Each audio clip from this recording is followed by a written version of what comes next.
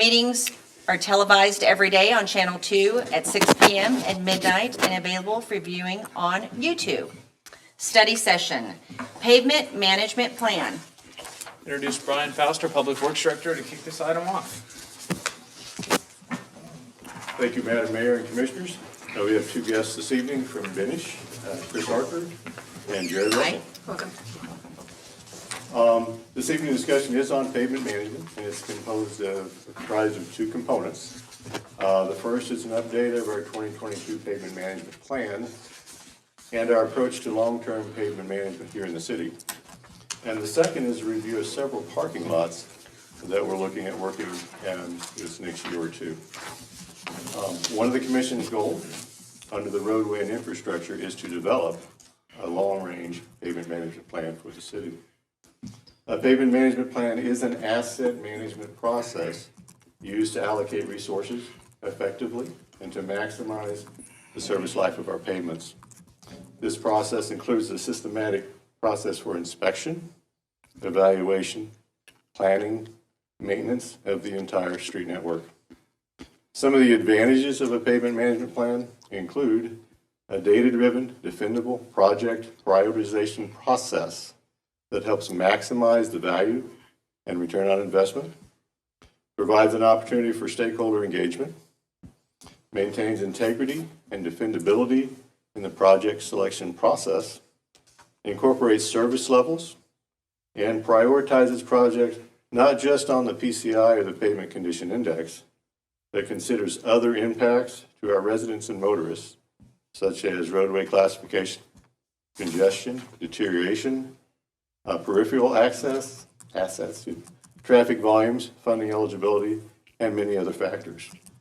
And when we do pavement management, we actually look at four management strategies, and that includes preventative maintenance. A lot of streets we did in the last several years had a granite seal or pressure pave, and that's kind of pavement preventative maintenance. Basically, we're applying a surface treatment to prolong the life of the pavement. The next one we use is actually major rehab, and what that is our mill and overlay process. And so the streets that we did some base patching, and then we mill and overlay fall under that. Then we have reconstruction like we did on Thornton Street. And the final one is stopgap measures. That's basically pothole patching. So those are our four kind of strategies that we use. Beginning in 2016, the city contracted with Stantec to do a very detailed analysis of all of our pavements. And the result of that effort between 2016 and 2019, we actually did a lot of granite seals to protect the surface of a number of our roadways.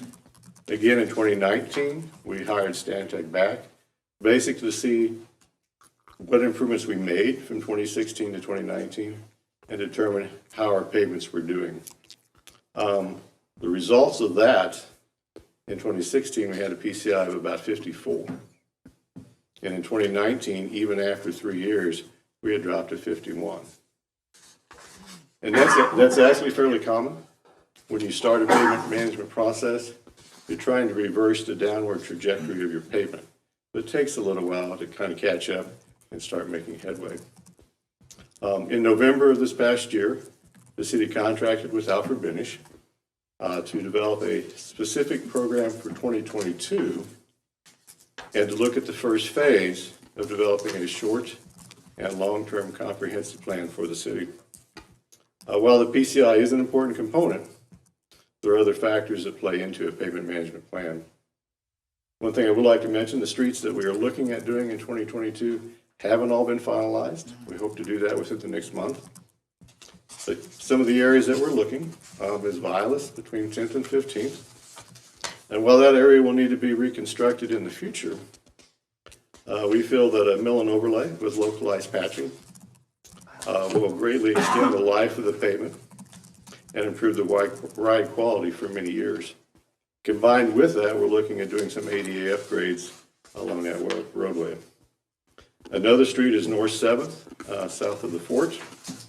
There have been several businesses that have invested significant funding in new buildings as well as rehabbing existing structures. Improving this area of North 7th, south of the main gate, will definitely help enhance the area. We're also looking at continuing some of the improvements we made downtown last year. We did mill and overlay a lot of streets in our downtown. We plan to continue that in 2022 and 2023 to help tie in with the 4th Street improvements that will begin in 2023. And as we do every year, we do try to incorporate one downtown parking lot into that plan.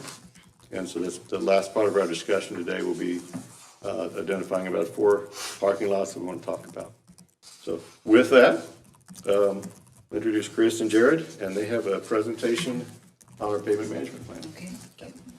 I guess as he pulls up the PowerPoint, I think you were provided little booklets that kind of give you a recap. If you don't have that, or you'd like to print out of the presentation and keep notes, let us know. We'll We pass have it the around. presentation, yeah. Okay.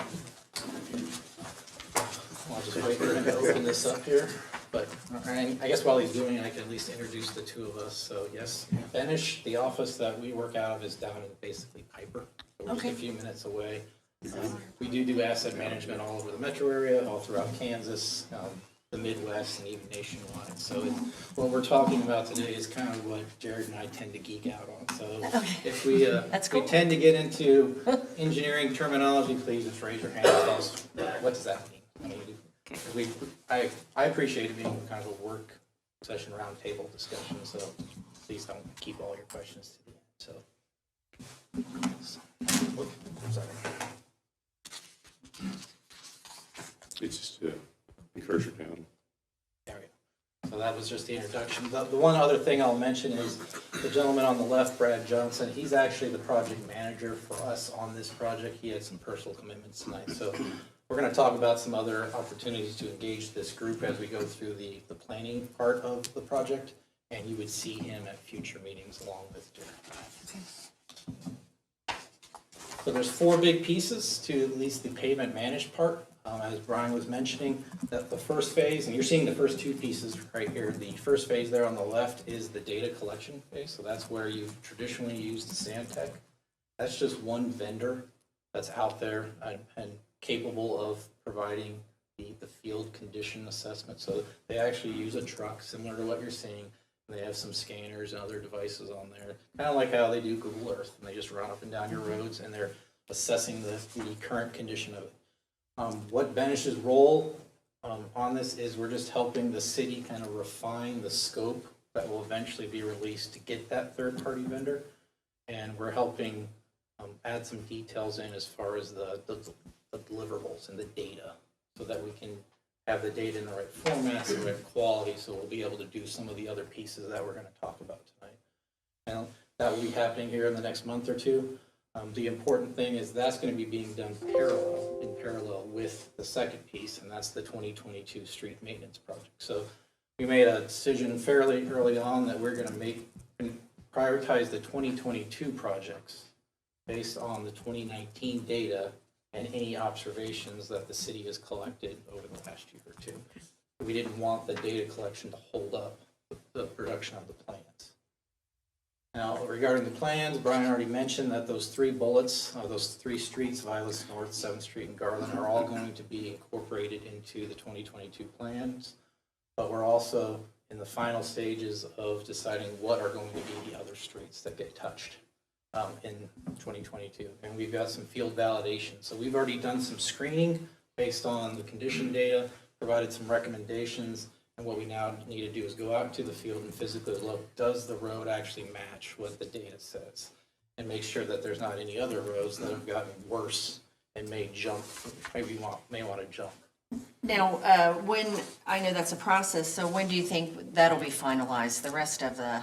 I think we're aiming to have the field validation done by the end of this month. Oh, great, okay. And if you look at the bottom of the screen, at the bottom of your slide there's 4 bullets about the key milestones. So we want to have the final selection done by the end of this month. So we as Benish can start creating the plans for the city by March 1 at the latest, so that we're in a position to allow the plans to be advertised to the contractors by the end of March, which means you guys would get bids back in April and be able to make your selection and award that contract, and then allow the contractor to begin work at the end of May, right after school gets let out. That was the objective. And then they'll have several months over the summer to do all their work, And I assume the city will write into the agreement with the contractor that they need to be done by the end of August or September Right. 1st. So he's that was got kind of a the hard dates in here. constraint that I think Brian had heard from you guys, and we placed. We typically try to start right the same day as school starts in the fall. Right. And so we kind of heard that that's kind of a bad plan, so we're trying to speed that up as we move forward. Thank you. So this is the part that should sound somewhat familiar to several of you. As we move to, the next slide is talking about phase 3 and phase 4 of the project. And that's where now we're going to begin to look forward. What are we going to do for year 2023, 24, and on? And this is where we're going to add some enhancement tools. So we're not going to get rid of anything the city's been doing prior. We're just going to add some additional aspects and enhancements to the project. And that's what the majority of the rest of the presentation is on. So I'll just kind of give you, that's the little teaser, and we'll talk about. And if I could jump in. Sure. When we do that field validation, you guys will be in town, we'll be in town, we'll be looking at the roads that the model basically says these are what you should do. But one of the things we do look at, a lot of times what you'll see is you'll do this block, you'll skip a block, you'll do a block. One of the things we want to do is make sense out of what we do. And so if there's a road that says do it in 2022, and the next block says 23, and the next block says 22, knock them all out while we're there. That makes Okay, sense. So, Economies of scale. and all of Continuity, it. yeah. Continuity for the neighborhood. Yep. So just a real quick history. So you heard Brian mention PCI, and that's what we're collecting in the field. But just for those that might not be completely familiar with that, this is the first of all those engineering terms I was telling you about. It's just a quick snapshot of the surface of the pavement. But if you're looking at the upper right image, what most of us may not be familiar with is when we talk about pavement, it's actually a structure. There's different layers to it. And the PCI, when they do the scans of the road, it's just a quick, literally a digital picture and a couple other aspects of the very top surface. It doesn't tell us anything about what's going on underneath it. And when we have pavements fail, it's because sometimes that base course is failing or that sub base. And mill and overlays and all the different rehabs Brian already mentioned, it's good, but in some time, it's easy to forget that we tend to be covering up the actual problem. We're addressing the effect instead of the cause, if that makes sense. Right. So, but PCI is a very traditional way of going about it. There are a lot of cities still use PCI as their sole means of assessing their network.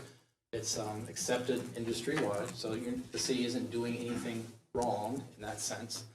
As Brian said, it's on a 0 to 100 scale, and we'll talk about that here in a little bit.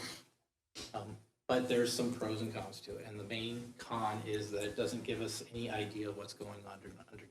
So we're going to introduce some things that help us evaluate that. So what are we going to do that's in addition to PCI? So you see some bullets up here, but the big takeaway from this slide is everything we talk about from this point forward, which is new to the city, is in line with APWA, which is American Public Works Association, the FHWA, and the other organizations you're seeing there are the National Asset Management Sustainability. So this isn't Benish's idea or Brian and his team's idea. This is what other sister cities and organizations are doing. This will align you with the other metro cities as well as what KDOT's doing. So it will allow you to be ready to take advantage of some funding opportunities that come along. The other big difference as we move into this APWA endorsed pavement management program is there are new opportunities for participation and education for the commission as well as the public. Because what we're going to begin to do is try to align the prioritization plan with what the end users are actually experiencing. So I'm going to talk about service levels here in a second, but the idea is the PCI and the condition assessment of the road is not always the right answer for what people may be calling you and expressing concern about. Now, if we have an issue on congestion, if we have a section where the 3-lane goes to a 2-lane, or we drop shoulders, or we have on-street parking somewhere, and it causes a natural backup, or somebody comes up to a street intersection and can't see up and down the road, and they feel it's a safety issue. Maybe we have a drainage concern.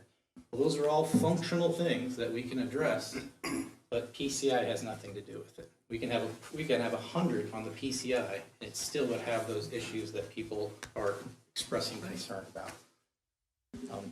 The other thing that we want to talk about, and what Brian introduced, is this idea of maintenance and preventative care. The single core idea of asset management is we don't want to let anything get to the point where our only decision is replacement. Because when the commission talks to Public Works and realizes we don't have enough money, that's mainly because we've let it get to the point where we have to rebuild it, and that's the most costly solution. So what can we be doing ahead of time to avoid that situation? But then we have to educate the public to understand why are we touching and improving these things when there's no physical issue yet. It's like preventative care, right? It's why we go to the doctor, or we're doing the same type of thing. We don't want it to get bad. So it's a little bit of a mind shift.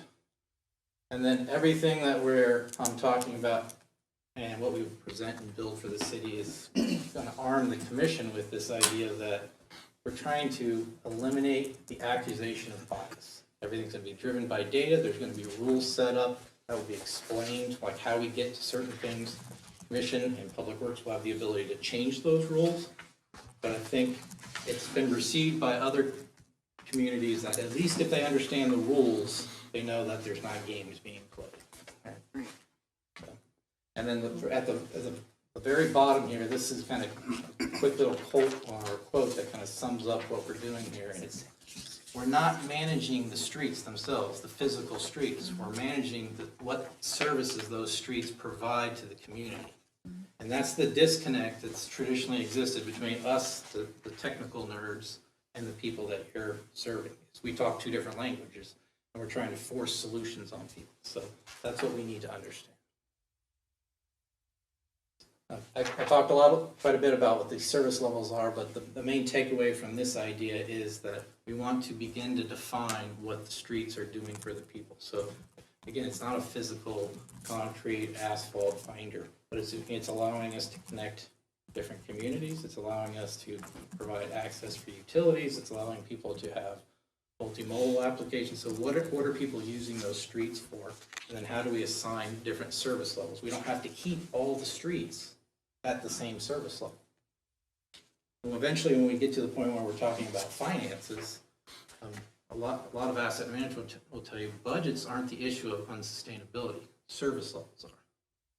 If you're not being able to match up what you want to do and your budget, it may be an issue of you're aiming too high. We don't need to keep every local road, every collector road, every arterial road at level service A.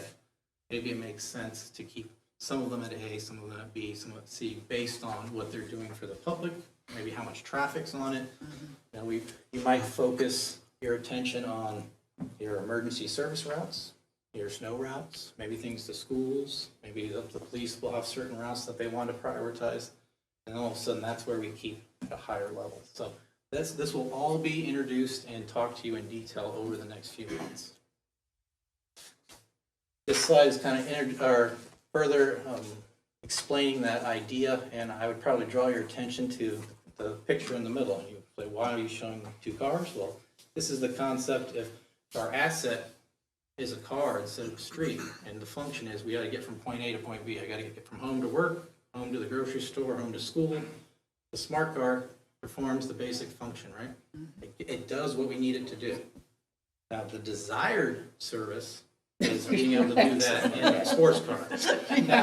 Now what we need to do is correlate that with money and finances, and that's what we're talking about. Do we need to give the highest level service to every street?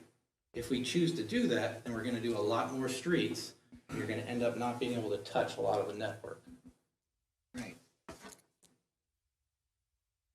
So what this is all kind of come together as, so I call this the kind of the Trivial Pursuit slide for the people that still understand that reference, but the upper right wedge, the red wedge, that's what we've traditionally looked at from the city, just condition. All we're doing is collecting PCI data and looking at that snapshot in time, and we're making a judgment on that. Right. That's fine, that's what most communities do, but we're in a total reactive mode, meaning that all we're doing is really putting out the fires that are right in front of us. And then again, that condition, like I said, is not necessarily addressing what the residents are calling, emailing, talking to you guys about. because sometimes it's a functional thing. What is it? The street's not doing what I need it to do. It doesn't have sidewalks, it doesn't have lighting, it doesn't have crosswalks, it doesn't have on-street parking, whatever it may be. Or it's a capacity issue. You know, we have too many cars going down this route. Maybe we can address it by looking at traffic patterns. Or we've done something that reroutes trucks down a certain road, now somebody's complaining about the noise in the evening. Those have nothing to do with the condition. They have much more to do with the functionality, the capacity, the essentiality. So we're going to end up having scores, and there's going to be subcomponents to each of these, which you will all be involved in setting up. And then each street will get evaluated on those, and there will be a score for each of these different components. And then they will be brought together to assign the overall score ranking for that street. Now, the important thing to note is you don't have to have all those equally weighted. You can still give more credit or more weight to the condition if that's what you choose, or you can give more things to funding. Funding is the idea of there will be certain streets that you may choose to raise up the prioritization ranking just because you can get money from KDOT or from MARC or from, you can get it in 2023, but it won't be available in 2024. We want to make sure that we're bringing that component into it so you guys understand when it's right to make certain decisions. That I'm going to turn over to Jared. He's going to talk a little bit more about some of the details. Can you be my mouse guy? I can. Okay. So when we approach really any asset management effort, you know, our main objectives are to achieve the four bolded titles you see there on the screen. So first, the shift is a mindset, like Chris said, between reactive and proactive.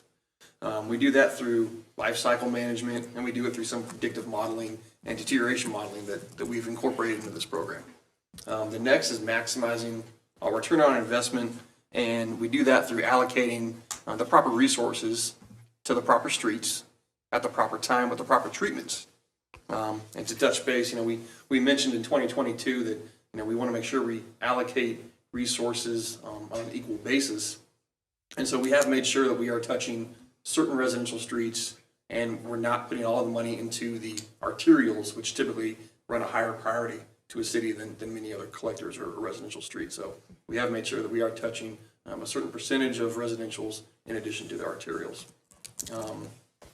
Next, you know, mitigating risk, you know, that comes from having a solid plan in place, having a solid pavement management program that we can rely on, tracking the performance of the treatments that we're doing out in the field, and also how the materials are behaving as we utilize those treatments. Another big function of that is updating the pavement management plan as time goes on. This isn't a plan that we write and we stick in a file cabinet we never look at again. It's something that's a living, breathing document that we update as we see changes in our materials, as we see changes in our funding and our service levels. And at the end of the day, really, asset management and this pavement management program is about avoiding emergencies and trying to stabilize the funding needs over time.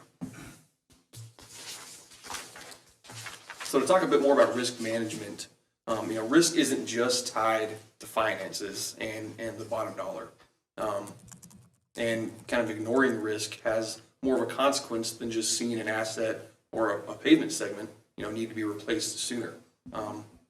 Every decision that we're going to make within this pavement management program is going to have a risk tied to it, whether that's, you know, waiting to do a surface treatment next year or putting it off for 2 years. You know, not making a decision today is actually a decision in and of itself. So, you know, risk can affect all different types of categories for a community. Like I said, not just the bottom dollar.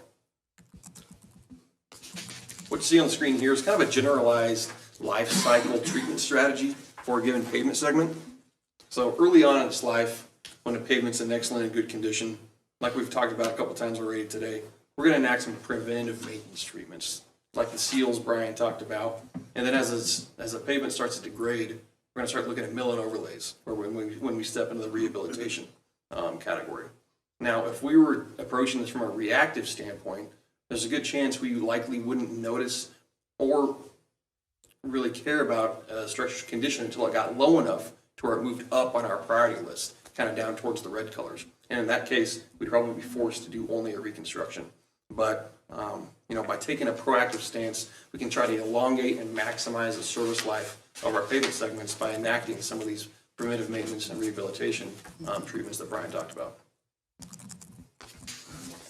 So to get a little nerdy, one of the things we love talking about is deterioration forecasting. This is something that we've done a lot of research on. We've taken academic papers from PhD candidates, graduate level programs, DOT research projects. There's a lot of literature out there that talks about the deterioration profiles of all sorts of different pavement materials, sub-bases, bases, and these are all profiles we're going to be incorporating into this program to make sure that we can predict how the street network is going to behave over the next X number of years. Brian and his team have done a great job of collecting data that is accessible to us, data we can use, and data we can improve upon moving forward to really hone in and refine these deterioration profiles. Another thing I want to touch base on is that these deterioration models aren't black box ideas. These are things that we can showcase to the commission if need be, and therefore you can communicate to the public so that you can see exactly what's causing the structure, a pavement, to deteriorate over time, and also how we can address that moving forward. So we've heard us hark on data multiple times in this presentation, and that's because data really is the foundation of any solid asset management program, or in this case, a pavement management program. Brian and his team, have taken a really proactive approach to gathering credible, reliable data, and he's taken a proactive approach in adding additional scope items to future data collection efforts, so that we can really refine and improve upon the data that we have in hand. One thing we found is that the more reliable our data is, the more credible the overall pavement management plan can be. At the end of the day, it does come down to dollars and cents. This is one thing that as a commission, you bear a large responsibility on the financial stewardship of the city. When we start to pull together some of our project costs and capital improvement costs, one thing we like to do is not utilize just the material cost of a pavement or street segment. If we were to do that, we'd really be looking at just the right side of that pie chart, where it'd be just the roadway cost, maybe the curb and gutter. But you can see there's still a large portion of costs that go into really any project that can affect the bottom dollar. We also incorporate scenario evaluation. This is the idea of looking at each segment along its lifespan and identifying the proper treatment at the proper time to maximize the value of the city's investment in that given roadway segment. So we are working with Brian to make sure we identify street segments that might qualify for certain funding mechanisms, like Chris mentioned earlier. So again, make sure that we maximize not only on the city's investment, but any government-assisted funding that might be out there. I have a question. Sure. Well, it's fresh in my mind. Okay, so when you get with Brian and let's say there's a certain street that, you want to pressure pave or whatever. I mean, of course, Brian, you probably have the data of maybe when the last time that street was done, or do you even go down to when you were talking about, you just look at the top level and maybe sometimes it fails because of the other two levels. Would we know what was done way back when on those sub-levels? We have good data back from 2010 on and so for the last 11 years, we know exactly what's occurred on all the streets within the city. We actually have information prior to that about when they were constructed. So we do look at all that. Because remember when you said you see the top and that's a great sometimes it question. fails and it's like, well, if you sort of knew somewhat what those other levels were, and then you're like, hey, this was done way back when and it's probably failing. I don't know. Part of what we do, we know the mill and overlays, but we tried pressure pave this year for the first time. Yeah. And we've done granite seal over a number of years. We're not looking at granite seal or pressure pave this year. Okay. Because we want to give that time. Does it really work? Is that worth the money that we're putting towards it?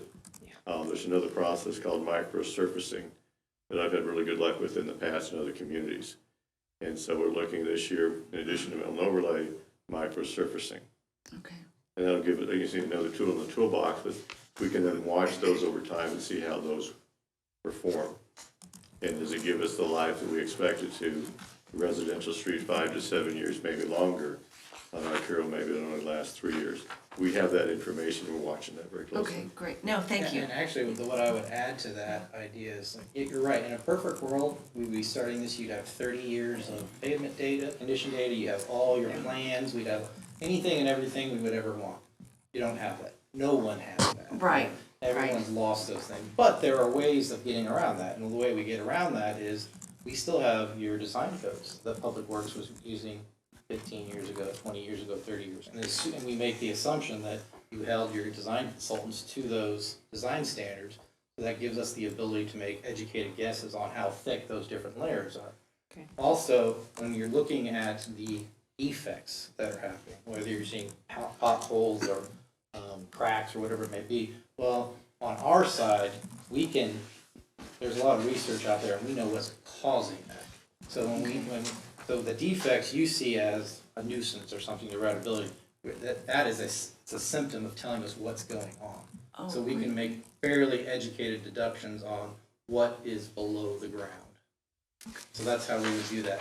And then as far as when Jared's talking about these deterioration curves and things, the city doesn't have data on every street for the entire lifespan. So how do we fill in the gaps? You kind of the idea of how they filled in gaps for, I'm thinking of Jurassic Park, right? They can fill in data from other communities, right? So Kansas City, Kansas, Overland Park, Olathe, and all the other surrounding communities, they're all in similar situations. Sure. They have streets with the same characteristics, with the same types of vehicle counts and different uses. So all we can do is we go grab some of their data from, years 5 to 15, and then you guys have your own data from 16 to 30, and that's how we kind of build out the whole lifespan. Okay. Now, as you collect more and more data, we just start replacing Leavenworth's data and taking out other sister community data. So your program gets better and better every year. But we're not going to let the fact that we don't have everything available now stop you from starting a program. If Okay. that makes sense. Yeah, no, thank you. Thank you. Yeah, next slide. You're good. So one great thing that we're incorporating in this program, and I believe Brian's team gave a presentation or a demonstration on GIS a few weeks back in a recent meeting. But one thing that we've been able to collaborate with them on is integrating all of the PCI data and any other of the data points with GIS. And to date, we've actually kind of developed an interactive map to where we can code treatment types, street types, with color coding, really customize it however we want to get a visual similar to what you're seeing on the screen of different street segments, different proposed treatment types, and how they're broken down, and kind of how Brian mentioned earlier how we can package up some of those projects. We can see, is there an isolated street segment, or if there are adjacent segments next to it, can we bridge some of those gaps to save on mobilization, hopefully bring in more attractive bids from contractors to do everything in a package stance instead of just picking and choosing areas scattered throughout the city. So that is one great thing that we're developing here, and I think it's going to be very useful moving forward. And then just one other comment I'll make on this is, of course, this is how we use it to make present day decisions, but also if you begin to think about the other opportunities you can use for these online dashboards, we can start, once we start laying out a plan for 20 years, and we have those projects identified in what years, that will give you guys a tool to show the public. So if someone says, when are you gonna actually do something on my street or in my neighborhood? Well, you're gonna visually be able to take them to the city site, show them what year it's gonna happen, and what you're actually gonna be doing. So more, not just how we use it to do the analysis, but also how you guys, again, continue to message this to the public. Sure, that makes sense.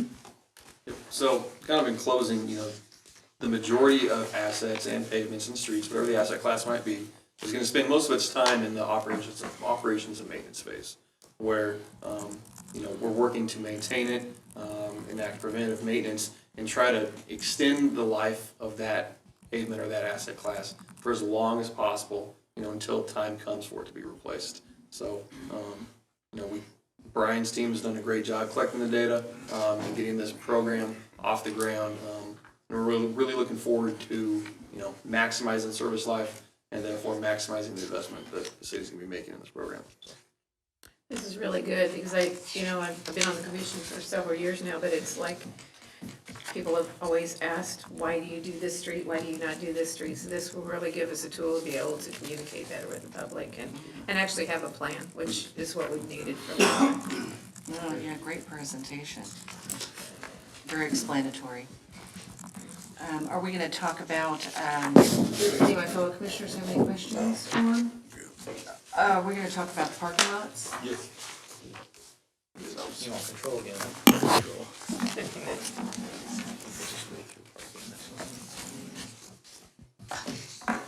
So while Brian's pulling that up, I'll point out, I think 4 years ago, the city commission made a determination that along with the road projects, we would work one downtown parking lot a year. The city has a number of downtown parking lots that were falling into some level of disrepair.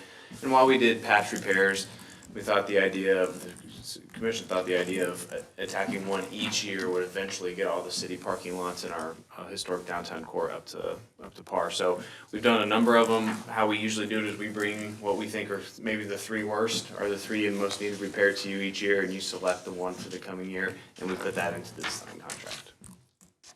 And actually what you have here is, I mean, I had no idea how many downtown city parking lots we had. And so this actually shows everything in yellow is a downtown city parking lot. So you see there's quite a few in the downtown area. This parking lot is just actually east of City Hall. This is one from a staff level perspective. In 2024 is the 100-year anniversary of City Hall. And so this is a project that staff feels is important. They're due in 2022 or 2023. We'd like to have the area around City Hall looking really good for our 100-year anniversary.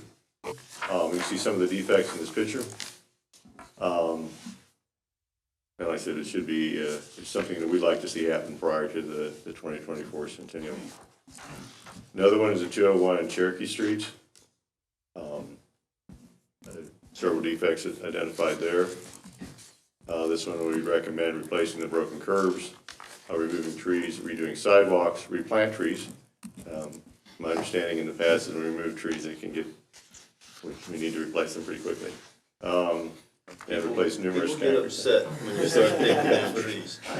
Especially when somebody at a later date says, and it was nobody that's here. Yeah. It was nobody that's here. Especially when somebody later on tells just some Joe Blow citizen who says, man, whatever happened to all these trees on Delaware?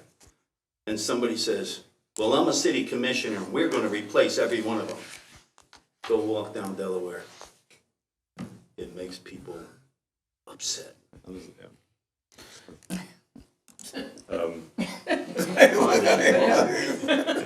and it doesn't surprise me. There are certain cities that treat trees like assets and they track them all, so. Yeah, The gyms are well, talking it's, about it's you know, not. part of the Trees environment. are great when They they are. start, I just don't pushing wanna up be the the one asked. sidewalk, people make a tripping hazard Exactly, yeah. and increase our liability. Yeah. Another one that, from a staff perspective, that we felt is important to do in the next year to two is 100 Delaware Streets. And that, again, is very similar, some curb and sidewalk replacements, and look at tree removal or replacement. Mill and overlay the asphalt surface, and this particular project could be done in phases. And last one we're looking at is 417 Spruce Street at the library. It's a large parking lot. There are defects shown here. And this would be one that we'd recommend concrete joint repairs, replacing some of the concrete curbs, possibly looking at doing kind of almost an edge mill and resurfacing it with asphalt. So those are the four that we feel are important to take a serious look at this year. Okay. I am, Go ahead. okay, Madam Mayor. beat you, Ed. No. I'm really passionate about the library parking lot.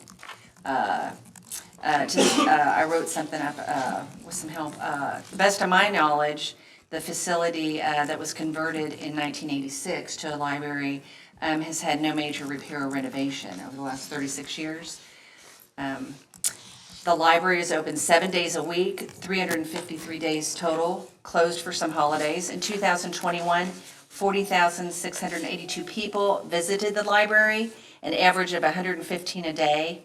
In 2019, the last non-COVID year, that number was 116,768, an average of 331 per day.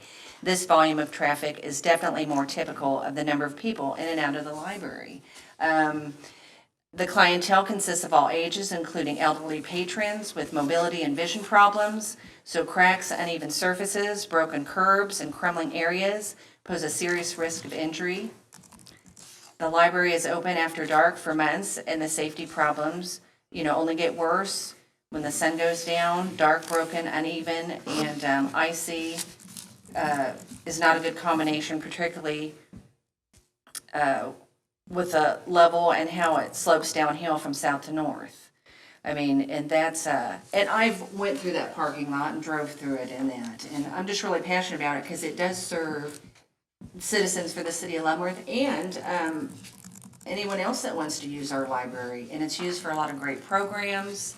And even there's the yawn room that people use for different events. So I know it's a big project, but I think it would, serve the community well. I mean, a library is an asset to its city. So that's just my little plug. So did anyone else have any comment? Well, they all need work, so let's. They do. Let's evaluate them. Let's Yeah, evaluate them. they do, but I'm really passionate about the library and I want to make a point of that. Thank you. Do you have any kind of data, kind of goes back to what you had looked at, you went and looked at the data of how many people use the library, on an average per day. Doesn't tell us exactly how many cars, but it does indicate something, estimate, yeah. Do you have anything in the way of data on how much each of those different parking lots are used? Not really, no. I mean, the Yeah, city hall parking I would lot's think used. that'd be pretty hard to, That would be, yeah. unless you station somebody there, okay, he's going in. The city hall lot back to the east of us, I mean, during the week, the lot's completely full. It's full all the time, yeah. Yeah. I would come with you wouldn't necessarily have to station someone there, you can put out counters. Oh, yeah, and you Yeah, capture, that's but true. Yeah. That might not be ready for this year's decision, but. And I agree they all need to be done. I just was really about, since so many citizens use the library, And with my other job, I go to other libraries that are, just as nice as ours, but their parking lots are a lot nicer. So, yeah, and I've heard a lot of complaints, so.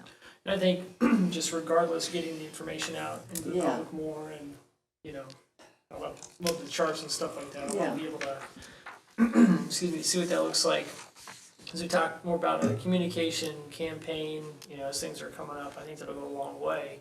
A lot of people shared thoughts on the roads and this way and that way, so I think you're right on, Brian, with getting that tool in use, so excited about that. There really wasn't any kind of management system used for, I know you haven't been here forever, so I can ask you this, you can blame somebody else. There really hasn't been some system in the past to look at, okay, which streets do we need to do this year? So there was, it was really driven by funding. Last year was the first year we've had $2 million. Not that long ago, we had $735,000 for the Yeah. entire city design. And then, so when we went to 1.35 million, we did a lot of what they're talking about on 20th Street, saving that reconstruction. So even though we went to 1.35, that was 500,000 a year for 5 years. So with the commission's decision to move to $2 million and hopefully increase that, that's when we said, at this point, this is what we need. We Yeah. just didn't, the funding was barely enough to keep up with the crumbling roads, let alone Sure. moving to a more proactive measure. Sure, thank you. I You all wasn't trying to go- put you on the spot, Brian. You all drove around the community, right? Yeah, So how would you rate our roads overall? compared to like other One- metros. 1 to 10 compared to the metros. It's probably hard. I mean, if you thought they were, you could say no. pretty well. I mean, are You you, won't hurt our you are feelings. not as bad as the worst ones in town, but if you get down to Johnson County, then you look pretty bad. Cause they spend a Oh, lot. yeah. They spend Well, a lot yeah. of money. Sure. But compared to like, the closest one might be, Why not? Wyandotte County, Kansas City, Kansas. Anybody else? You're about the same. They just have more of them, but your overall quality is probably about the same. Now, down the old parts of Leavenworth are pretty bad. Yeah. Yes. Yeah. But that's similar to the core of KCK as well. And The old that's why I was parts, trying to make the yeah. point is, we we don't realize it, but we've introduced bias into the systems over the last 5, 10, 15 years because we tend to focus on where the most cars are driving. And that's important, but then we forget some of the residential areas. And that's typically aligned with economics, right? The poor parts of the community tend to be not as high a priority, so for whatever reason. It's just because there's not as much traffic there. But if you want me judging compared to sister cities, you're probably right in the middle. You're not the worst, but you're by no means the best. And I'll just preface that out of this whole planning and programming, once we get the tool up and operational for you, it's very likely the conclusion is gonna be where you wanna be. You're not gonna have the dedicated funding right now. But hopefully it's gonna give you the message and the plan to take to the community and begin to convince them, here's what we're gonna do with the money if you were to raise funds or something. And then be backed up by data, by hard data, so you have evidence of showing, So, this is why we need X amount I of mean, dollars. we will definitely show you what's the best way of using the $2 million and what you can get to. But this isn't a magic, step where we can make $2 million do $4 million worth of work. Right. But we don't know what we don't know yet, so. That's Exactly, right, that's exactly, right. You're exactly right. Right. And most of the time, and what we've given Brian also is some references to some communities that are 2, 3, 4, 5, 6 years down this road. So they're starting to see some of the results. And, that might be advantageous as we take the commission through this process. You can talk to your, sister commissions and councils, and you can see how they've decided to approach the public. And my view on it is the public is pretty supportive of the idea of additional funds for street management once they understand what it's going towards. Right. Once they understand that we're not playing games with it and playing favorites and things like Right. that. So. Yeah, that's always been an issue. Appreciate it. And weren't we gonna look at these parking lots more after we had the 4th Street project design completed?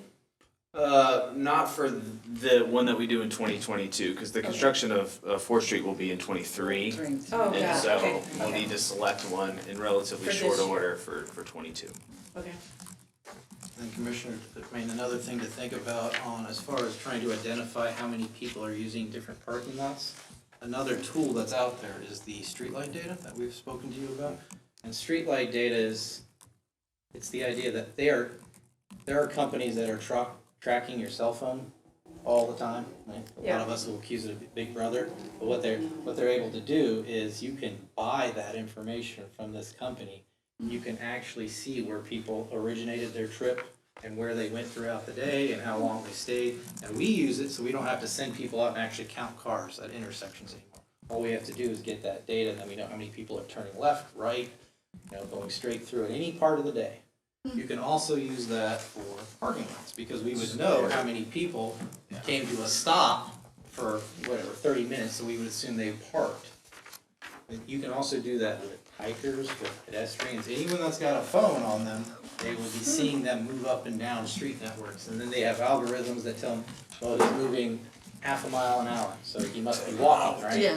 So I know. there's that That's awesome. information that's available, and the city could use that if you chose to do some sort of evaluation of parking lots. And I would say that probably wouldn't want to do it this year, but for future years you could do that. When do we have to make a decision on this by? On the parking lot, we could throw it back on an agenda here in the next couple weeks, but we need a consensus pretty quick. Okay, Probably by in the next 3 or 4 weeks. I want to drive around and look at these closer. We're looking at bidding it in March, Okay. March, okay. and so we would need that Make a information. decision. Yeah. We only have one, right? We can only have one? Well, you can have as many as you want, but if you do It'll 2, then it's take just out less money on the road program. streets. Right. Yeah, Thank you, All right. that's it, thank you so much. Thank you. Thank you. Thank you guys.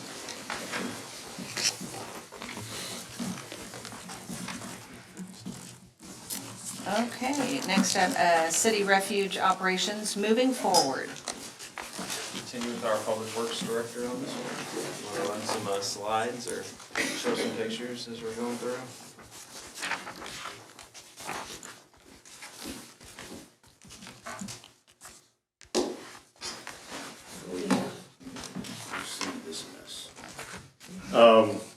as you all know, the city's been providing residential trash service for many decades. It's a vital service to the community. And we do provide trash bags twice a year. And we pretty much dispose of virtually everything left at the curb. We currently have no limits on the volume or what can be placed at the curb. I will say the vast majority of our residents produce a typical amount of trash every week. But it is common every day that we pick up, we find places that have dumped pretty much the entire contents of their home to the curb. These piles tend to be put out well ahead of the day that they're going to be picked up, and it is a blighting influence on the community. These are some pictures, 4 days last year. We took pictures. And this isn't all of the pictures.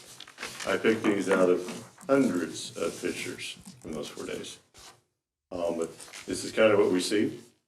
It's spread out, a lot of it's not bagged, so you pick up one piece at a time.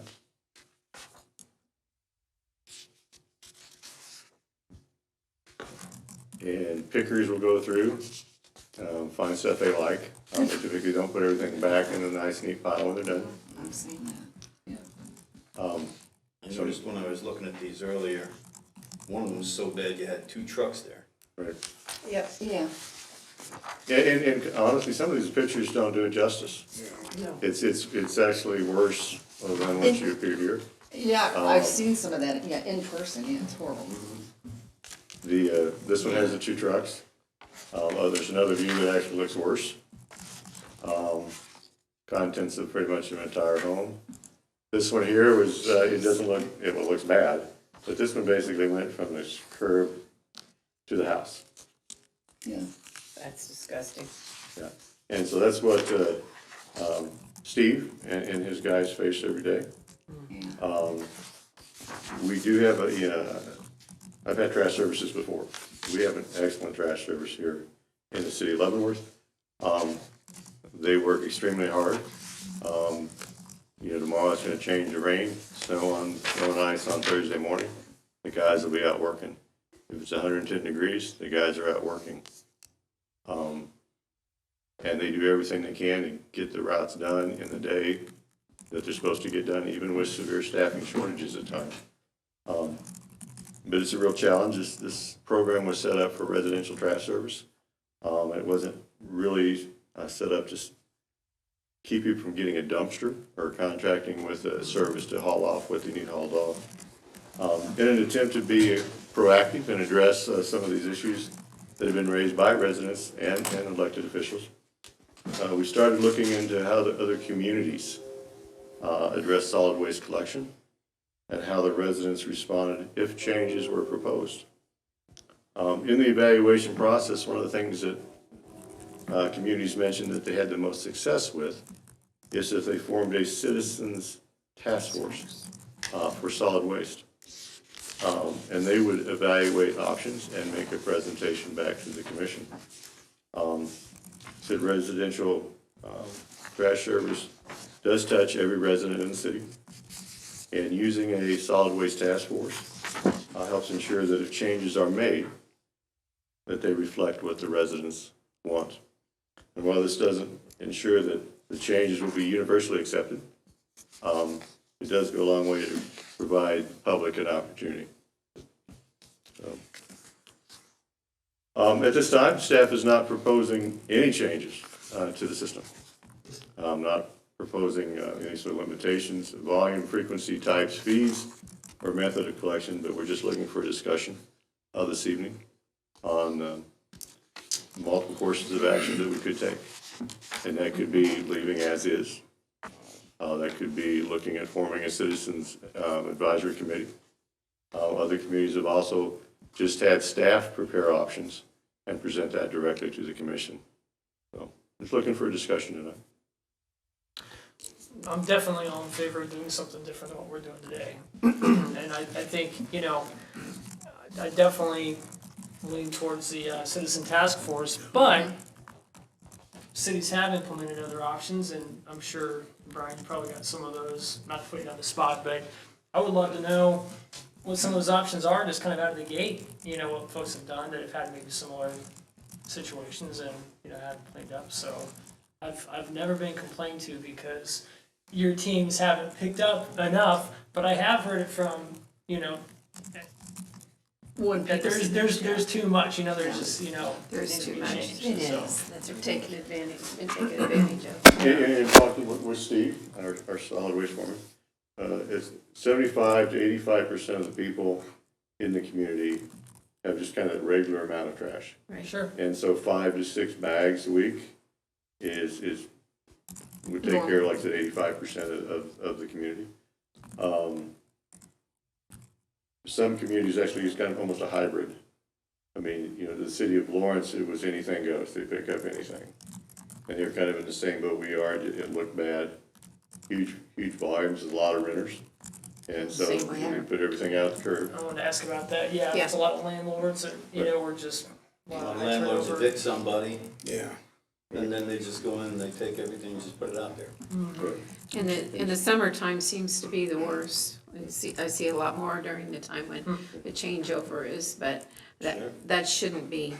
I mean, this is just unconscionable that we would put this on our employees. I just can't imagine. Well, and how long it sits out there before trash day, and then you get bugs, Furniture. animals, wild animals, and it gets all Furniture Yeah. and building materials and all of these other things. I mean, I know probably it's still this way, but if you have a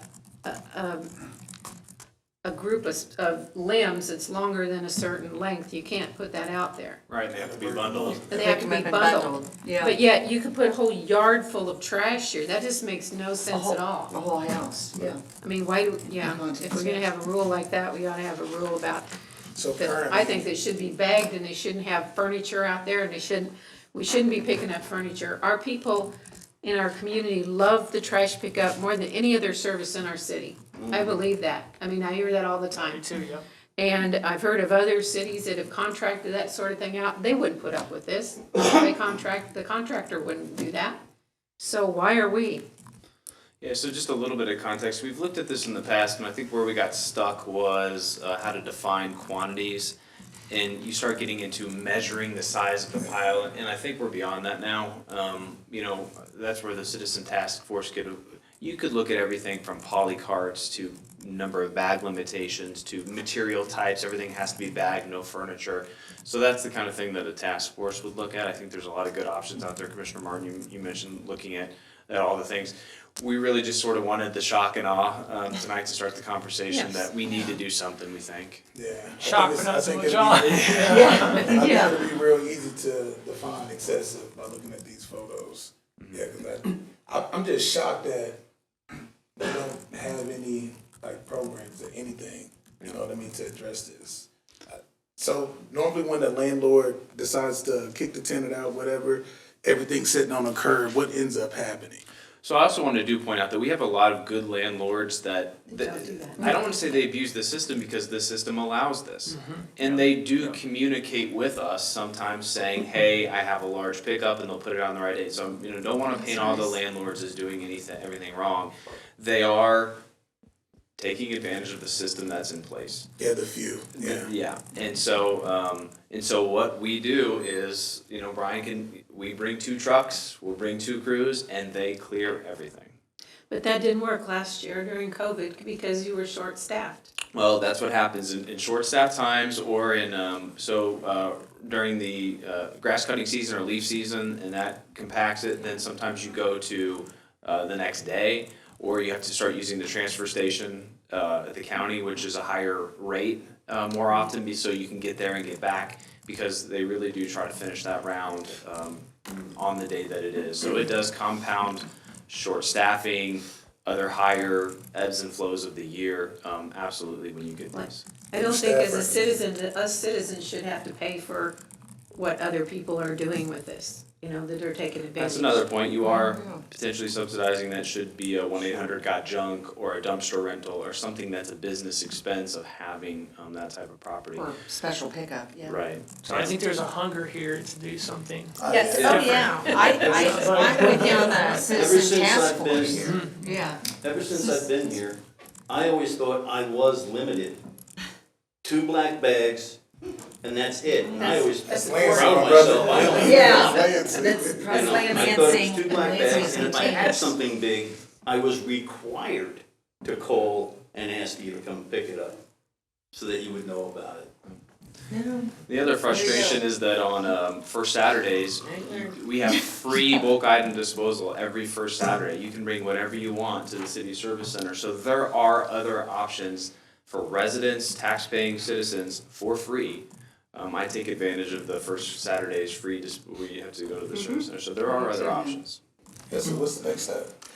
I don't know, do we have a consensus to create a citizen task force to look at the issues? And I'd like to look at other recommendations? things on the table too, yeah, all of it, all yeah, of it. together, let's just get it Yeah. going, so, yeah. So I'm we, looking at a whole lot of stuff that could be recycled too. yeah. Or do we wanna look at what the staff, they're working with it every day, what they may come up Yeah, with? that's what We I can like do to hear but from that you. too. So if we did the citizen task force, that's what we would do with them. We would present them Okay. the options, they would evaluate everything that the staff presented and then Okay. make a recommendation to you, but with all the backup data too. Yeah. Everything, we'll do minutes, everything that we've looked That'd at. be great. The structure would probably be similar to the Festival Advisory Commission that we did a couple years ago. Temporary. Yeah, we had, do a temporary, probably 8 members, looking for people who, interested and engaged community members, to serve on something like that. And try to get a quick turnaround too. This isn't Yeah. something that has to take, 6 months, 9 months to get through. Summertime coming up. That's Do right. it before the Yeah. middle of June, definitely. And Brian, thank you again, cause I mean, seriously, your team does an awesome job, we've always been impressed by that. Oh, yeah. Oh, I agree. Steve, Great that He's is- the one back there. Steve, yeah. Tell them to put respect on Great, them. great pictures. So they said at that party, put respect on them. Yeah, Seriously, some of them were mine. We called about an appliance, if you guys would come pick it up, and, Kicker got to it before the truck came up, so it's like, alright. Yeah, this is. But yeah, you were saying, we try to get a quick turnaround. Yeah. I was looking at the timeline here, and if we can actually have the task force meetings begin like in June, I mean, this is appoint them somewhere in April or May. We can move that up since we had a pretty good discussion tonight. Yeah, We just let's don't do ever that. know I don't how wanna it's wait gonna be that long. received. Yeah. They don't wanna wait that long. Yeah. Do, Yeah, it's March just, or you know, April. We Yeah. talked. the presentation to the Yeah. commission in October, November. The- We can move that up to like July or No, August. yeah, that's a good idea. We will. Yeah, thought you Have needed some to have conclusion that. before summer. Whoever Yeah. Some kind of Yeah. feedback Yeah. would be great. Okay. And I'm sure they'd like to get our feedback. When Oh, they yeah. start working, they wanna see, well, let's see what they think. In the meantime, they're working from May until October and they don't know, But, are they going down a blind alley that we don't want to go down? but I think this is good to get everyone involved for the teamwork and have a positive solution. And don't leave Yes, any ideas let's off go the for it. table, even if it sounds crazy, I'd like to hear what they're. Yeah, Yeah, for absolutely. sure. Sound good? Okay. Yes, All right, Thanks, thank you. Brian. Well, thank you, Steve. thank you for coming. Yeah, thank you. Yeah. Okay, next up, registration deadline policy for youth sports programs. We have Steve Grant, the Parks and Recreation Director, and Tabor Vanille, our Recreation Supervisor. Madam Mayor, Commissioners, good evening, good to be here with you tonight. The issue on the table for discussion this evening is the way we run our youth sports program, and in particular, how we run our registration process. I'll just give you a background of how we currently do it.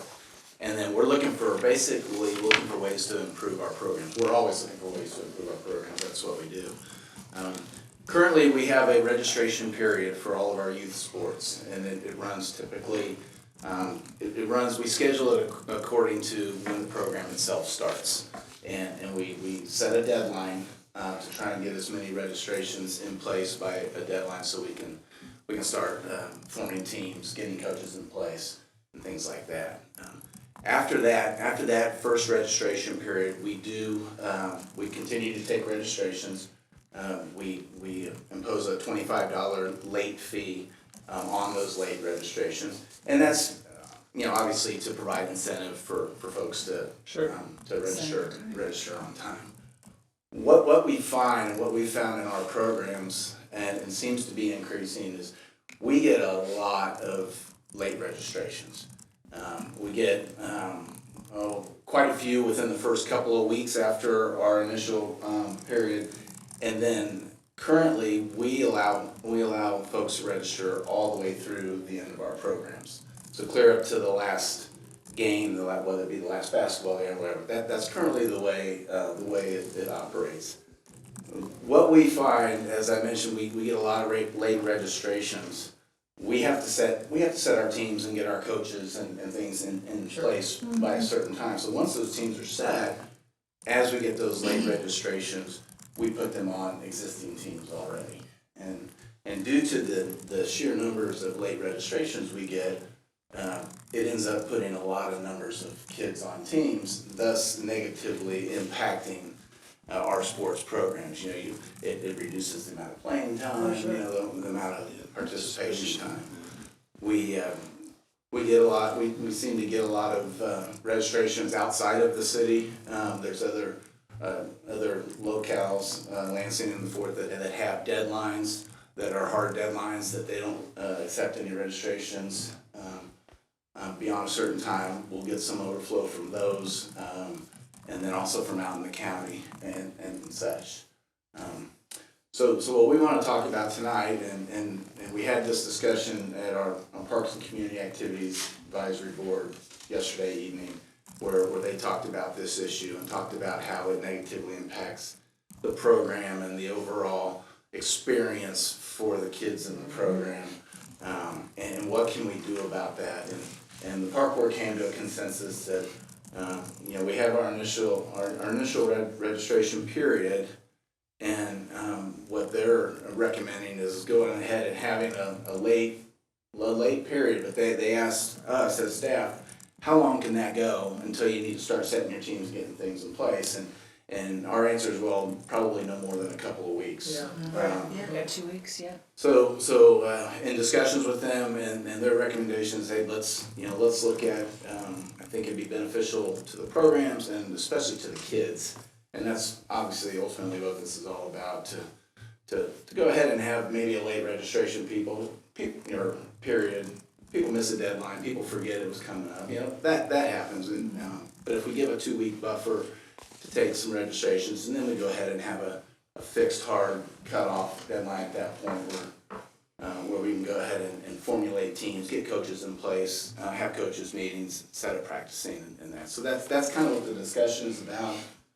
We feel making some sort of change will improve the overall experience for the kids. Yep. And that's our goal. So just want to let you know what we're currently doing.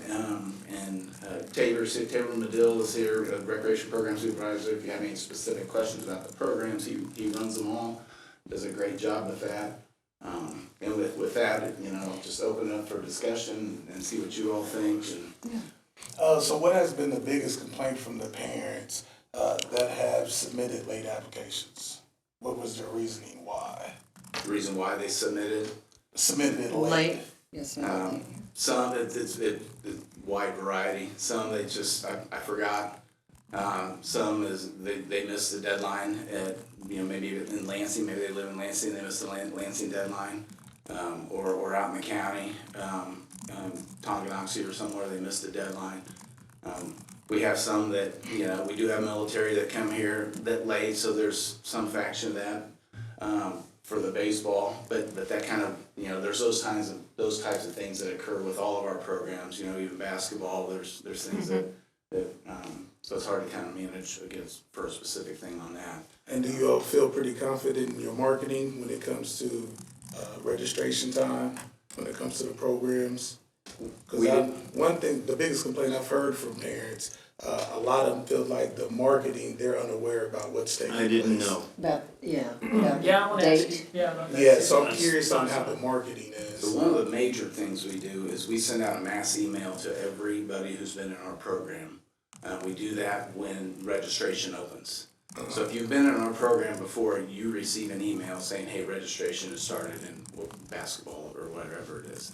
We also, we of course advertise it on our Facebook and put it on our website. We put flyers over at the school. We use the peach jar, I believe that's what it's called, through the school to get information to the kids and try and get as much information to the parents as we can that way. We put it on our electronic board over at Stubby Park. So we use every avenue we can to get the word out there.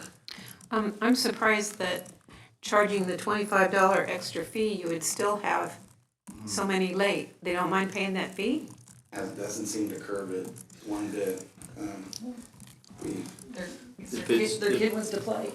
If it's ineffective, why do we still do it? Well, I guess we don't know how ineffective it is. Practically, it's a lot of that's uniform purchasing. So we taper orders for baseball. You order your baseball stuff, and you have to have everything in by a certain date. And you don't want a child to have, and you can't just order 10 extras because you just don't know. So that does require separate orders and stuff like that. So not the whole $25, but it's a lot of it. But and I'll tell you what, having coached soccer for a number of seasons, and you get the kids that get in there at the get-go, you get some stragglers here and there. It is not fair for the kids on the team, the existing team. It's not fair for the ones coming in late. It's just not. There's disadvantages for both, and so I would much rather go towards quality program over quantity. It's going to get more people engaged, more people are going to talk about it. There's I think a lot of benefits to that. I think the 2-week window was good, and and we can't have the special exceptions, because I think then we'll get to where we are again. Wait a minute, this guy's really, really, really good, we gotta let him on. Yeah. Well, Fort and Lansing both have firm deadlines, but we don't. Correct. Did we used to and then just went away from that, or we never have? We never have. Maybe we need to look at that. Yeah. What does your advisory board say? They recommend a drop dead, we call it a Drop dead date. Drop dead date, and then they recommended it at 2 weeks. And to address your comment about why it doesn't work, the $25 late fee, it does work to a certain extent. Probably half of our late registrations come within that 2 weeks. Yeah. But I think but we do get a bunch of registrations even beyond that. Just last year in our youth baseball and softball, out of 345 registrations, 78 of them were late after the deadline. That's almost 23%. That's too many, especially for uniforms. Yeah. And then even with Commissioner Martin saying, you have your kids that are in there and you're trying to do the teamwork and the plays and all that, and then have so many come in that late, halfway or even 3/4 of the season to try to. Just kind of throws a curveball, Right. Yeah. What did your coaches say? It's very difficult and frustrating on them because I mean, a lot of times they'll get a player and they've already played 2 weeks worth of games, and now all of a sudden they have someone there that they need to try and work in and get the same amount of playing time with these kids that have been there since day one and been there for Every all the practice practices. and yes. Yeah. So it's frustrating for them, and then it becomes very watered down where maybe we try to have an optimal number of people on the team. Like in basketball, maybe 7 or 8, and in softball and baseball, maybe 11 or 12. And as you add to these teams afterwards, you end up with 14, 15, 16 kids on a t-ball team, and coaches are trying to find places for them in the field. They don't get to bat as often because they only bat around so many times. It negatively impacts them, and it's difficult on the coaches trying to manage that. And trying to figure out, okay, how do I be fair to all these kids? And how do I figure this out? Yeah, so do you normally know who your coaches are that's going to coach for that season? No. The only reason I was asking that, because what I'm thinking, maybe we could try to do more promoting and advertising on the front end, and then hopefully that could help assist. Because just from hearing from the citizens in the community, they just felt like, the information wasn't put out there, or if a flyer was put in their kid's book bag. Let's just be honest, a lot of parents ain't checking their kids' book bag nowadays. And then when Johnny hears his friend Billy's on the basketball team, you know what I mean? Yeah. And I'll be willing to help assist, go to the school, advertise and promote it. Maybe if we do more on the front end by getting the word out there, I think get the word out sooner. And you get 100,000 people at the library on a good year, right? And that's just, I'll be willing to help assist in that. Because I think we do need to, increase that advertising. And that's just one commissioner talking. So, Certainly, yeah, we explore all avenues that we can, and we know that, and you're right, Commissioner Wilson, that getting the flyers in the book bag was great, but how many of them actually make it to the parents? And we've set up tables at the schools. We're, anywhere where there's an opportunity, we have a table reserved at the Lawn and Garden Show that's going on down at the Heritage Center. Now, it's not really timing as far as our youth sports, but it is for our seasonal employees. So we always look for things like that where we can maybe not only get our hands on the kids, talking to them about what's going, but the parents, letting the parents know, hey, this is coming up. And the peach jars is a good avenue for the parents that are involved with the schools that get that. We utilize that. Well, I think taking the advice of the advisory board is a good thing, that those both seem like good options. Having a firm deadline and 2-week buffer. 2-week Late fee. Late time, yeah. That seems reasonable to me, and they did the research on that. I don't have any kids, you do. I don't have any kids playing soccer, but anyway, that's what I think. Especially with surrounding communities having a set deadline as Yeah. well. I wanted to ask, have you heard anything from the other, like Lansing and Fort Leavenworth? Have you heard anything about the feedback that they're getting about their this is it deadline? Do the parents get really upset? Do they get belligerent? What do they? They do not, and the reason they do not is because it's always they're used to it. They've always had that deadline, and so they know if they miss it, they missed it. There will be a learning curve to this. I'm not kidding myself on that. There's going to be a learning curve to this, and everybody sitting here at this table, myself, Taylor, Paul, everybody's probably going to get a phone call saying, Yeah.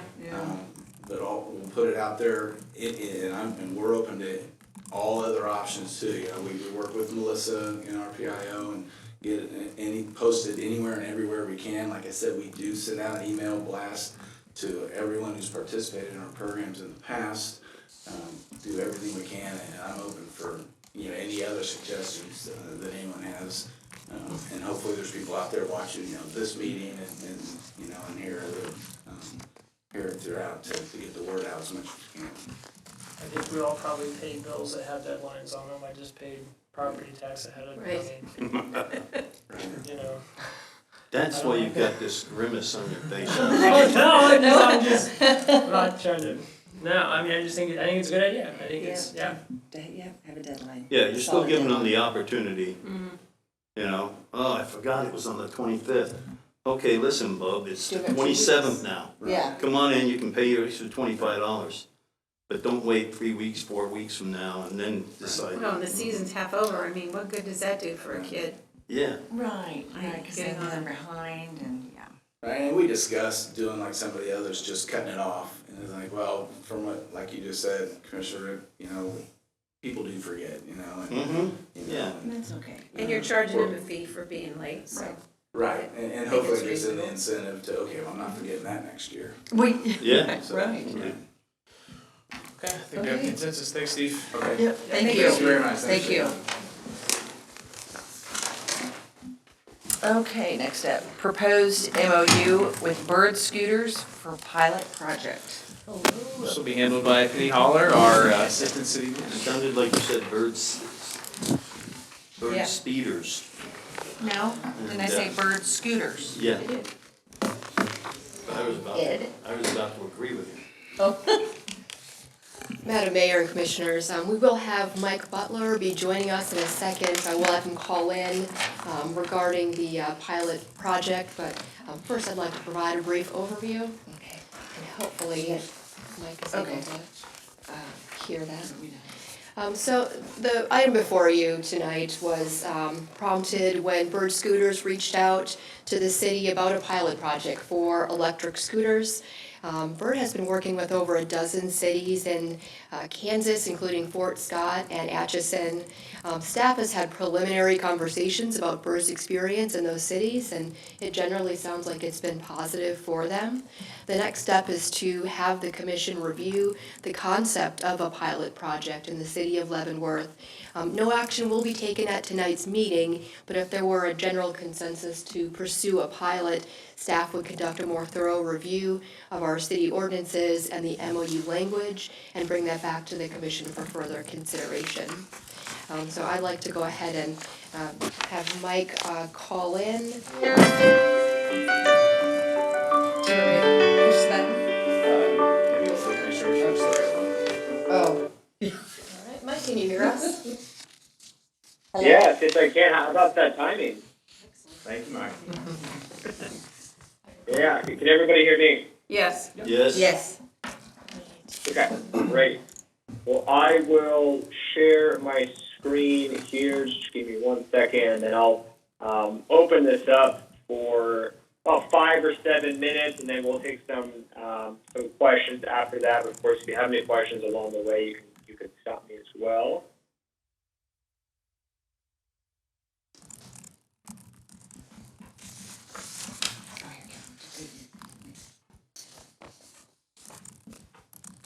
Okay, can everybody see that? Yes. Great.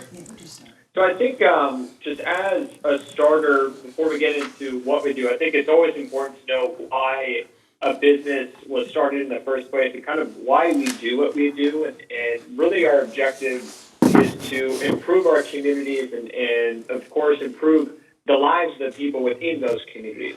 And that's a statement of ours, but it's also a statement that could resonate with every city across the globe in terms of how they want to serve their citizens and their residents. And how we do that, what our business is by being a transportation company. Here in the industry, it uses the word micromobility. It's a fancy word for saying transportation.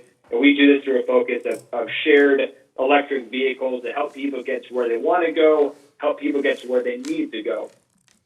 And we started this a couple of years ago, so we were the first company in the world to do this at the time, pretty wacky idea. And today we've expanded from being live in just one city in the U.S. to now we've expanded into 5 continents. I think we've just eclipsed over 25 countries, almost 400 cities, and 100 million times someone has actually taken one of these vehicles and trusted our vehicle and our product to get them to where they want to go.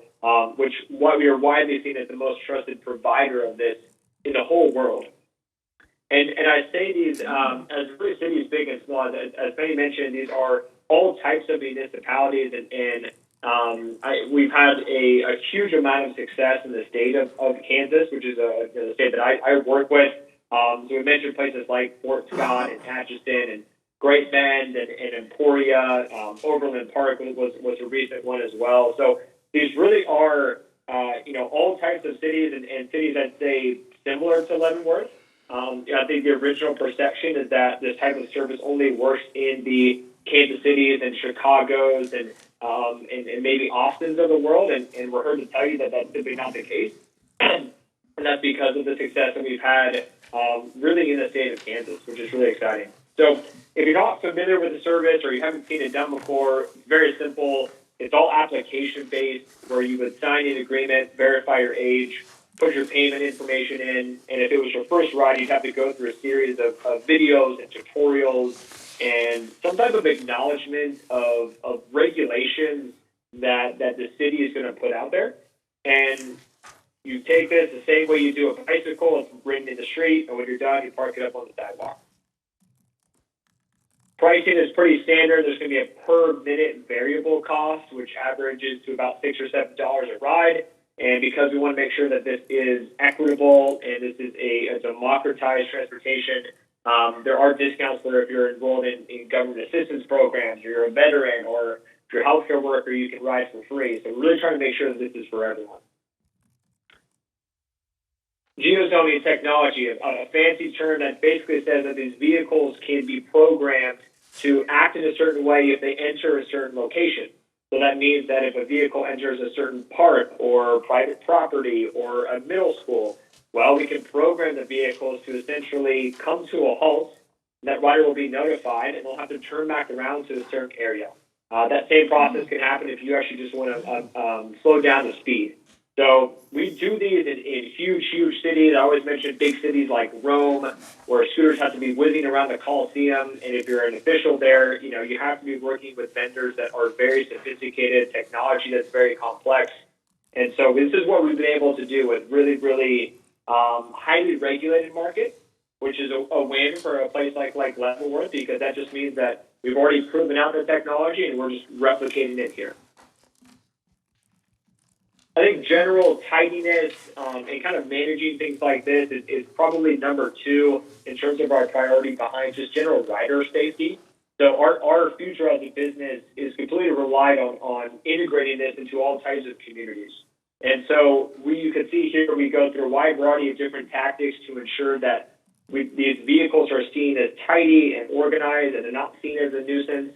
I'll highlight the middle section that says local presence, and I'll talk about that in a future slide because that was really important in terms of having a local representative there who could be very quick to resolve any type of problem that might occur. It could be there to essentially reorganize and tidy up on an hourly basis.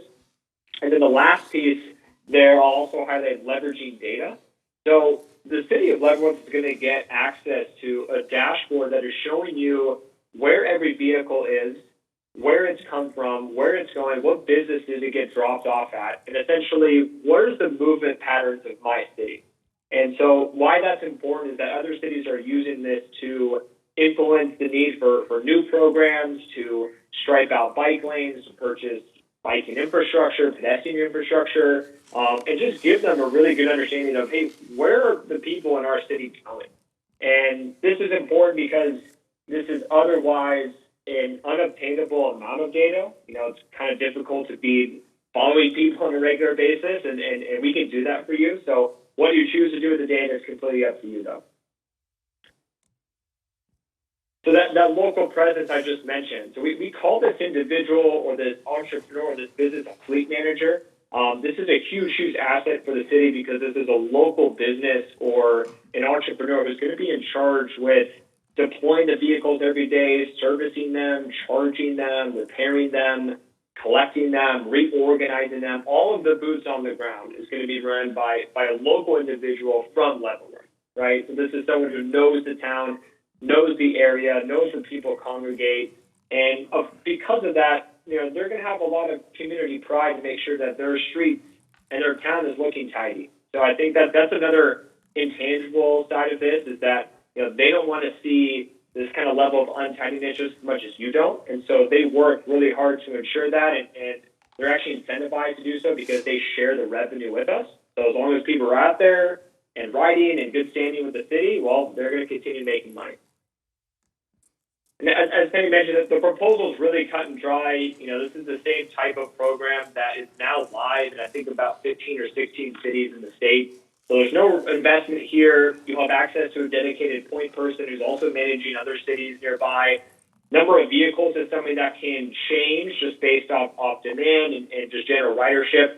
And of course, that launch date is something that can change as well. I know we love to get going as soon as possible. We just launched up in Atchison also with a informal partnership with the college, and so I'm sure there's going to be a lot of regional efforts to get things like this on board. So I'll pause there. I'm sure there'll be lots of questions, so we can just open it up. Yeah, I have a question for you. Just curious, on those scooters, is there a certain weight limitation for somebody? I think they go through some pretty serious testing on these. I've actually anecdotally seen Shaquille O'Neal riding one, if that helps. So if you can find anyone bigger than him, I feel really good about that. Okay. No, I was just curious if it, Okay. That's fair, yeah. That's great. Hey, Mike, this is Griff. I've got a few questions for you. Can you tell me, and I know you guys, with all the countries you're in now and all the cities across the U.S., I'm sure you've got some data. Can you tell me what it is that we here in Leavenworth could expect? What are the benefits we would reap? And if you could, not make it vague, like, I'm asking for specifics, what is it that communities see when they start implementing these, if you could? Yeah, I mean, I think it's tough to say outside of just, knowing what the city is looking for. I can speak just off of what other cities have realized, and one of them is the fact that you're helping connect with local businesses. So we've seen this, and this is, we surveyed our riders, essentially found that every, I think 56% of rides out there end up in some type of small business. So I think that's just because folks are exploring their town in maybe other ways that they never thought was possible. And so they're maybe finding businesses that maybe they didn't even know exist. And so that's a big win for local businesses and kind of having that level of connectivity. I think it's also a decent tourism draw that people have there that say, hey, I thought some of this was only available in some of these other cities or things like that. And so you can find an influx in tourism that way. But I could go on and on about a lot of periphery benefits, and I think there's also a lot of benefits out there that are unique to each city. Sometimes they're financial because it means that we're actually giving some type of revenue back to that particular market. Other times they're more indirect. So I know you're asking, hey, I don't want a vague answer, but that's what you're getting. Okay, well, I appreciate the honesty, so we don't, the community, we don't yeah. really have some of that data, I guess. So we're all different, yeah. Okay, Yeah, go ahead. Mike? Ed. is it Mike? It's Mike Butler. Mike. Yeah, Mike, can you tell me, how are you monitoring the age of the user that they're actually 18 years old or older? Oh, Yep. So we could do a couple of different things. The most common form is just an acknowledgement of this. So before they take their first ride, they are acknowledging that they're of age and that therefore legally able to sign this waiver and the terms of conditions. So it's similar to what other app-based companies are doing. We do that because the second kind of level that we can do would require someone to upload their driver's license, and then we would match their credit card information. So the reason why some cities don't do that is because there are a small but maybe significant portion of the population that doesn't have access to a driver's license. So if this is a form of transportation they can use, we don't want to disallow them from doing so. But that's something that we can turn on if like we're seeing a large percentage of riders that are underage, right? So it doesn't happen often. Our job is to ensure that it doesn't. But at some point, you also can't stop a 14-year-old from taking his dad's keys and driving down the street, right? So we can't force it always, but it's always something that we can closely monitor.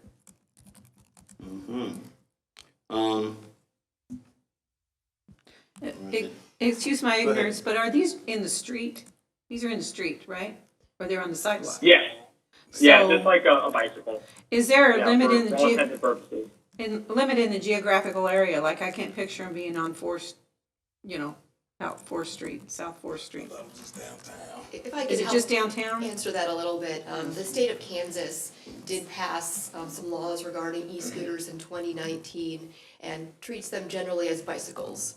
So Okay. generally, the similar bicycle regulations allow, and again, this is where we'd have to look at, what specific ordinances we might have that would apply to this. But the state treats them as bicycles, and also says that it's unlawful to operate the e-scooters on interstate highways, federal highways, or state highways. Okay. They can cross, but you can't drive along, if that Okay. helps with that. Yeah, I've only seen these in downtown, because I've I have actually too, been and I riding wondered. before. Okay, so- Yeah, they have them at Country Club Plaza. So, hey, Mike, do you have any stats on, accidents or anything that happens, any increases? I'm sure you guys, since they're all your guys' assets, you track something with that. Yeah, we do. So we report, or I should say, we have numbers on reported incidents. So obviously, if there's someone that maybe takes a skid and gets a scrape on their elbow, maybe that's not a reported incident. But if there is something reported to us, we take all of that. So I can look at just in front of me. I'm looking at some comparable cities, Garden City, Kansas, just last year, 9,100 rides, 0 incidents. Emporia, Kansas, 13,700 rides, 0 incidents. Kearney, Nebraska, 10,000 rides, 10,500 rides, 1 reported incident, right? So we're not looking at something that's going to be a significant influx that the city's going to have to work on, right? So it's not going to be overbearing for police department in terms of their enforcement. There's not going to be a huge influence on sending people to the doctor's room. I think that's typically a worst case scenario that is very valid amongst a lot of cities, but it doesn't really come to fruition. Okay, Mike, Mayor Leonhard, and maybe this is for Penny too, because I guess staff or you get with Mike to just if we went with this program to decide where these would be set up in the areas, they would be docked, I guess, to initially get them? There's, I'll take your first question. There's Okay. several ways we could look at that. We would probably do a deep dive, look at ordinances, look at the MOU language, some of the, insurance liability requirements. Whether or not we sort of picked areas, I think that's something that staff would look at as well. In some ways, that could be what the pilot project tells us, is where people want to use this, should use this. So some of that in other cities has been based off their initial experience. Then they look to say, okay, well, it didn't work over here, so we're gonna do the geofence and not have it work. There was a Wisconsin city that had some trouble with bird scooters being left on bridges. And so they had, the ride can't end on the bridge, as an example, after the pilot project. So if that's helpful. Oh, that is, very, We thank could you. see where that was applicable. Hey, Mike, can you talk about average response time? You talked about your local representative that would be here to service quickly. What's the average response time? Is it 24 hours? Is it, 4 hours? Yeah, I think that typically there is at times an SLA that's put into those agreements. Not always. I think 24 hours is really fair, and sometimes it's even less than that within business hours. And sometimes it's within 10 hours inside of business hours that could be defined as 8 a.m. to 8 p.m. or something like that. So that's really common language. But it is, again, it's this business's responsibility to do this. I mean, this is their sole business. It's not a side job. It's not a side hustle. It's not just something they do on weekends. I mean, this is their total income, right? So it's completely expected of them to be handling things like that. And so, you can respond to us. We can triage that to them. There's a multitude of ways that individuals and members of the community can get in touch with us, and then indirectly by that fleet manager. There's phone numbers, emails, information on the scooter itself. People put out press releases to put out that information. There could be something on the city's website, right? So there's a lot of ways that you can get in touch with us, and the goal is to basically respond to that and fix that problem as soon as possible.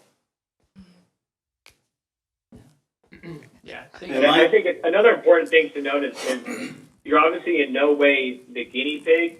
We've done this time and time again in hundreds and hundreds of cities, and then even more so within about 14 or 15 cities, in the state of Kansas. So, sister cities or cities nearby. So, we have all the confidence in the world that it will be hugely successful because of the confidence we've gotten from those other cities. And every city that we've worked with in the state of Kansas has actually signed off or expressed the fact that they're going to extend this program next year. So I think that's just a really good sign in that, we're not just expanding to places that things are going horribly wrong and they're kicking us out. We're expanding these places and they're going, hey, this went really well, but, maybe we need to improve on a couple of things here and there. And that level of communication is obviously really important because, we view this as being a long-term partner and a transportation partner for the city. Hey, Mike, I noticed in the slides, it mentioned dockless micro mobility. So is that to say that there won't be a station here and a station there and a station somewhere else? They'll just be kind of set up somewhere? Yeah, that's correct. So the reason we do that is we don't want to build anything on your land. So I don't want to build docked stations and infrastructure that may be costly for the city. We want to make sure this is a really low lift and we're able to deploy in certain areas that we feel like will be easy for people to find. Also, the city can have some insider input on where these vehicles should be placed, they should be ridden. Of course, we've done this hundreds and hundreds of times, so we know what will work. But you're right, these are dock lists. That means that someone can take this to the destination they want to go, as opposed to just moving from one docking station to the next. Okay, and you can set them up so that they can't go out of the jurisdiction or the city limits of Leavenworth. Is that correct? I mean, they can't run them down into Lansing or over onto Fort Leavenworth. Yep, that is correct. So most of the time, the service is available within the city limits, with the exception of certain areas. So you can think of, parks, maybe like First City Field, or maybe it's just certain areas. Maybe there's a cemetery, maybe there's a middle school, maybe there's private property somewhere that we can section off. But outside of that, it should be available for folks to, get to where they want to go, whether that's getting back home, to their apartment, to their hotel, to the restaurant, the coffee shop, whatever that may be. Okay, Mike, I have a question, and I mean, I just don't know the answer, but so let's say I'm going down the street on my little bird scooter, and I want to stop off and get a cup of coffee, so I'm gonna park it outside and go inside. I guess, is there a locking system, so then when I come out, no one has taken my bird scooter? Yeah, you can pause it. Is there, okay, well, see, I've never, is it? You go shop, come right back out. Okay, see, well, I've never rode one before, so, okay. Well, yeah, we'll get you on there. We'll get you on one of the days, and I mean, it is interesting. I think people, sometimes find them to be, scary for whatever reason. Why? I mean, it for all intents and purposes, it's basically a bicycle. Okay. I think driving a car can be really scary, and it takes sometimes months and months to kind of figure out that dexterity and how to learn it. I mean, you'll figure this out in 30 seconds, right? So I think that's why you find a lot of people to say, "Oh, this is really easy. I didn't realize this," until they give it a try. Okay, great. Thank you. Sounds good. Yeah. Yeah. That's nice. Mike, where is the safety education for the rider gonna take place? Is it a video screen on the bird or on the scooter or what? App. It's on the phone itself. So when you download the app and you take your first ride, it'll take you through a series of kind of tutorials. You'll swipe through on learning how to park properly, how not to park, how to ride, how not to ride. So it's all done through the app itself, and then we'll also just provide some ongoing education via in-app messaging. So if you open up your app, we might flash something on the screen itself. We'll send things on via email because you're a local rider. So our job is, of course, to educate people on the best routes possible, the best way to take these vehicles and how to ride properly. That's our job. That's not the city's job. But of course, the city can help us in getting that material out there. They can put out press releases. Mentioned earlier, you can put a section of your website that's dedicated to transportation and mobility. A lot of cities will do that. Thank you. Thank you. Yep. Any other questions? I have one more. Oh, This would sure. be a pilot project, so how long a pilot project would it be? Or just, It is 12 months, A year. so which realistically is probably close to about 8 or 9, just given some weather patterns. But that's the same program that we have in place with, I think, all those other cities that I just mentioned. And of course, we'd love to get going as soon as possible. We actually just launched in Atchison last week. But of course, we want to give the city, a full view into the success of this program and how it's going to work. So we'd love to get going within, a matter of weeks as opposed to months. And I understand there's going to be an evaluation process, but I hope that you have the confidence in us just because of what we've heard and some of the success stories from some comparable cities. Okay, great. No, Mike, really good presentation, especially me learning so much more about it. So did any other fellow commissioners have anything? So. All right.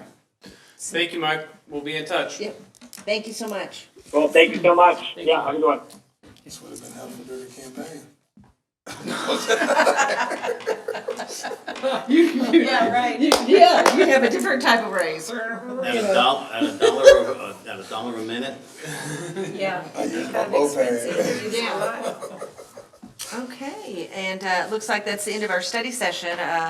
Did anyone have any further comments? Mr. Kramer? No, nothing tonight, thanks. Commissioner Hingle?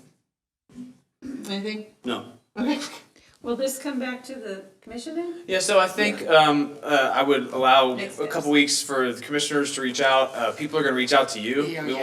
want, the public's Yeah. gonna see this in the newspaper, they're gonna see it on, and so feedback from them, and so I'll touch base with the individual commissioners, see what our comfort level is. We'll do the dive into the MOU, so And to if we to have more consensus. Run the we'll do MOU it. by the city And we'll attorney see and do what- our due diligence. Yep. That's great. Yeah, I wanna make sure there's a good exit clause in there, cause like 12 months for a pilot, that's like, whatever. I believe there's a 30-day, either party may cancel if it. Okay, okay, yeah. Okay. So. Yeah, sounds The, exciting. Yeah, God bless and have a great week.